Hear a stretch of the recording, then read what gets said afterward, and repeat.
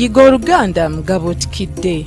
Basebo ne banyabo olunaku lw'eggulo twatandise okutunuulira olulimi olugendera ku maaso, era enjogera gye twasooseeko gye twatandise nayo yagambye nti amaaso amabiti gayiwa tulo, nga kitegeeza nti tumatirire mu mbeera gye tulimu.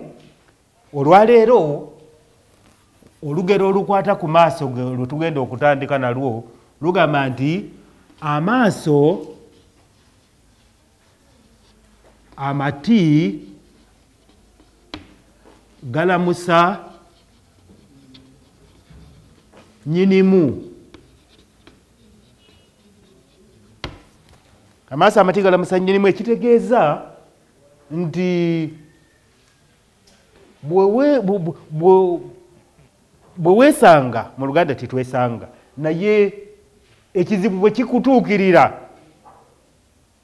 oyinza okukola ekintu ky'otaalikoze, oba okutya okunji oluusi kutuleetera okukola ebintu bye tutandikoze.